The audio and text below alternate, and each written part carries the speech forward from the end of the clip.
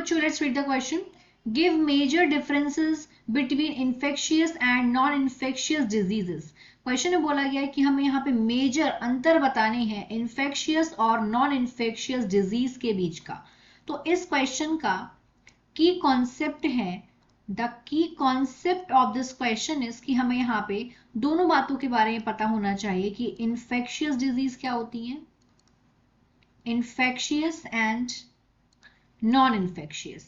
इस क्वेश्चन का यही की कंसेप्ट है कि हमें यहाँ पे infectious and non infectious diseases इनका पता होना चाहिए.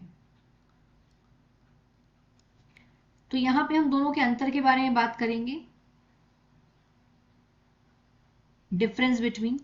यहां पे हम इन्फेक्शियस देखेंगे और यहां पे हम बात करेंगे नॉन इन्फेक्शियस डिजीज के बारे में. तो फर्स्ट डिफरेंस कि इन्फेक्शियस डिजीज होती किससे हैं. तो these disease are caused by, ये डिजीज होती हैं माइक्रो ऑर्गेनिज्म से ये डिजीज होती हैं. और कौन से माइक्रो ऑर्गेनिज्म लाइक जैसे कि वायरसेस. वायरस से क्या होता है, एड्स होता है. HIV वायरस से अगर हम बात करें, ये डिजीज बैक्टीरिया से होती हैं. बैक्टीरिया जैसे कि सैल्मोनेला टाइफी, इससे होता है टाइफॉइड. और हम बात करें हेलमिंथिस ETC, कई से फैलती हैं. Bacteria, virus, protozoa, parasitic worms, इन सबसे इन्फेक्शियस डिजीज फैलती हैं. तो वही हम बात करें अगर नॉन इन्फेक्शियस डिजीज की, ये किससे फैलती हैं. तो ये जो डिजीज हैं ये कॉज्ड होती हैं, caused by non infectious disease are caused by pathogens. Pathogens क्या होते हैं, disease causing microbes are called pathogens. ये पैथोजेंस से भी होती हैं एज वेल एज किसकी वजह से होती हैं, ड्यू टू ओल्ड एज. ज्यादा उम्र होने से कुछ बीमारियां हो जाती हैं और वो बीमारियां एक पर्सन से दूसरे पर्सन में ट्रांसमिट नहीं होती हैं. वो जो बीमारियां होती हैं जो बड़ी उम्र में होती हैं उनको भी नॉन इन्फेक्शियस डिजीज बोलते हैं. उसके कई रीजंस हो सकते हैं. बड़ी ज्यादा उम्र होने से ऑस्टियोपोरोसिस हो जाता है, हड्डियां कमजोर हो जाती हैं, जो हार्ट है वो वीक हो जाता है. तो उससे कई तरीके की बीमारियां होती हैं, लेकिन वो बीमारियां जो है वो नॉन इन्फेक्शियस डिजीज होती हैं. और अगर किसी को बहुत ज्यादा स्मोकिंग करने की आदत है तो उसकी लंग्स में प्रॉब्लम हो जाएगी. या किसी को बहुत ड्रिंकिंग करने की आदत है, बहुत अल्कोहल इनटेकिंग की आदत है, या लाइफस्टाइल किसी की खराब है.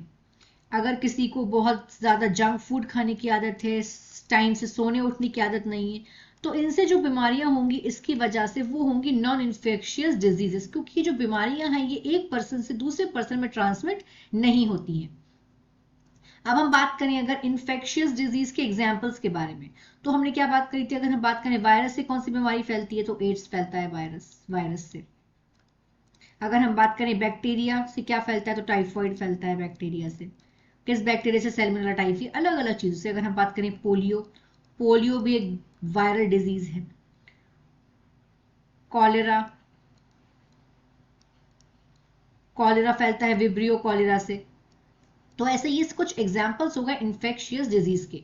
तो वहीं अगर हम बात करें नॉन इन्फेक्शियस डिजीज की, जैसे कैंसर एक नॉन इन्फेक्शियस डिजीज है. डायबिटीज ये भी एक नॉन इन्फेक्शियस डिजीज है. कलर ब्लाइंडनेस क्या है, ये जेनेटिक डिजीज है. मतलब जब जन्म होता है तभी जन्म के साथ ये डिजीज होती है, मतलब ये जीन में होती है ये डिजीज. तो ये भी क्या है, एक नॉन इन्फेक्शियस डिजीज है. हम नेक्स्ट डिफरेंस देखते हैं. These can be transmitted. ये जो डिजीज है ये ट्रांसमिट हो सकती हैं. ट्रांसमिटेड फ्रॉम वन पर्सन, एक व्यक्ति से दूसरे व्यक्ति में ये डिजीज ट्रांसमिट हो सकती हैं टू अदर पर्सन. लेकिन अगर हम बात करें नॉन इन्फेक्शियस डिजीज की, तो कैन नॉट ट्रांसमिटेड. ये एक पर्सन से दूसरे पर्सन को ट्रांसमिट नहीं हो सकती है. Can not transmitted from one person